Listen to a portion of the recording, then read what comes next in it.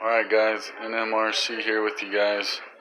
Got the C20 permanently mounted magnetic mounts, so there's no body clips, no holes, no BS if you will. Whoever does these bodies, or like rather it's body work or 3D printing them, you guys with the 3D printers need to slow them down, because Jesus Christ, you guys leave lines on these bodies.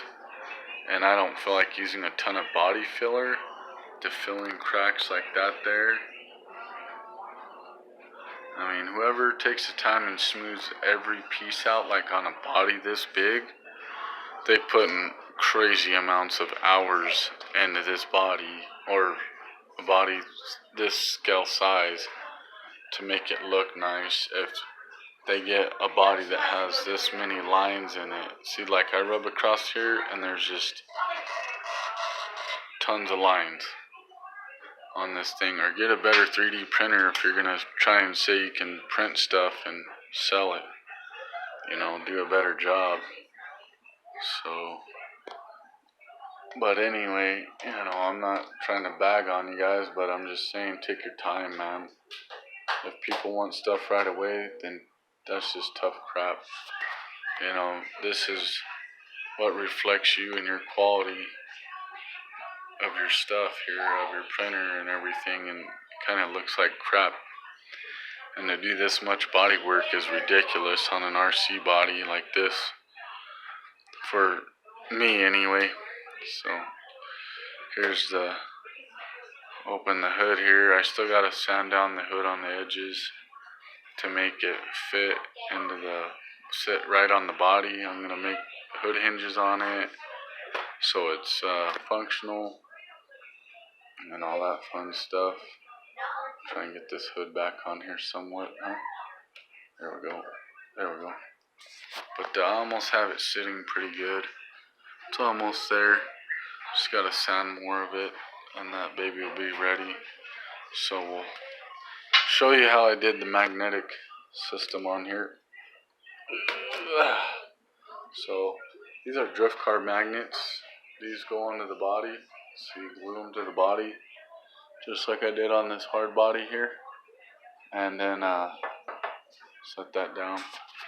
And then these are the other parts of the drift car magnets that go on your body post, and you can body clip them and they swivel and all that stuff. But I took these off. I took the swivel ends off, put a stud, basically like all thread, trimmed this down, screwed it in there, used this factory tf2 body mounts, screwed those on, then I screwed these on because it threads through the bottom and the sides. On both sides it has like 3-way of threading it, I guess you could say. And that's how I got the cab mounted on both sides, right? And then I'll show you how the bed's done.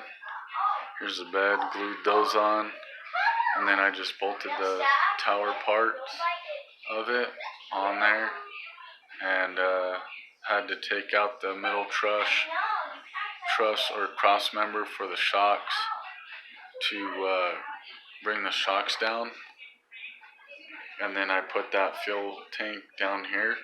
Makes it look more realistic, like a real gas tank's right there in the very back, you know what I mean? And I gotta get an extender lead for this lead to there. And yeah, I got all that mounted. So these can be stronger. I wish they were, but for scale truck purposes, I guess, you're not gonna be rolling it all over the place and stuff, but it does lift up the truck, the bed. And I'm not holding the bumper mount. Watch, I'll show you. See, here's the bumper mount here. Here's the bed. See? So they could be stronger, but you work with what you got. Drift car magnets, they worked out pretty cherry, so I'm happy. And then you just pop this down on there like that.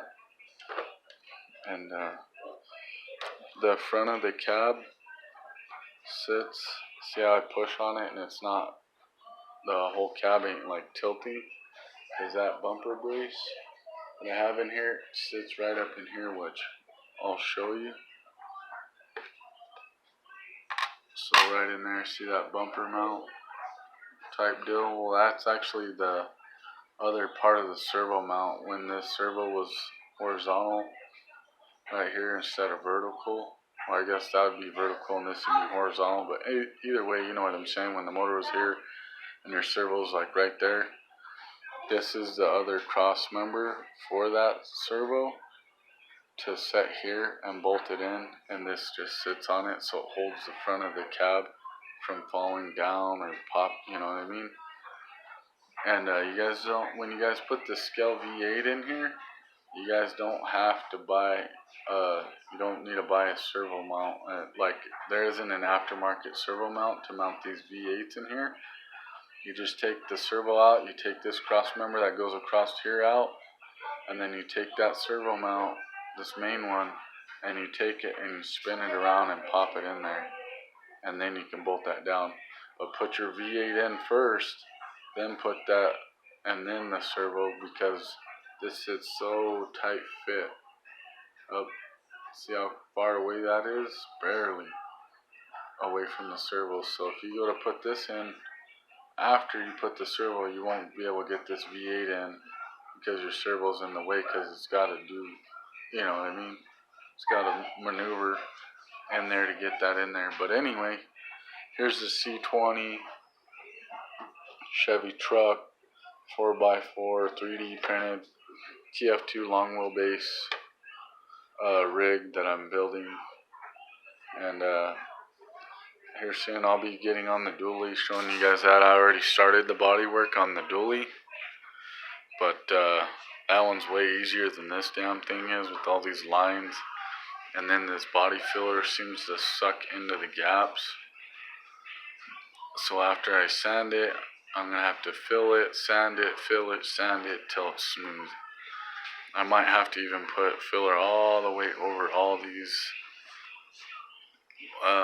lines, over all these fenders and everything, probably the whole dang bed. Which I'm kind of thinking I should have done that with the cab, because I've sanded and sanded and sanded and sanded this whole cab. And as you can see right there, this isn't the door line, this is here. So we got a big old line right here that we need to fill and stuff like that. You know, it's just a pain. And then see that thing sucks in big time. So I'm gonna have to wet sand this and then fill that whole section, like just do this whole fender and then the hood. See right here, it's all pitted from the lines of the 3D printing. So even right here on the pillar, on top of the door. But anyway, you know, whoever smooths these babies out, like, I mean smooth, it's insane. That takes a lot of time to do. Or they just do the whole thing with body filler and then sand it, and that's how they make it look all cherry like the real cars, when you put new quarter panels and all that, and then box sand it and all that stuff. But anyway, here you go guys, there's the video of the C20. I'll see you guys next time.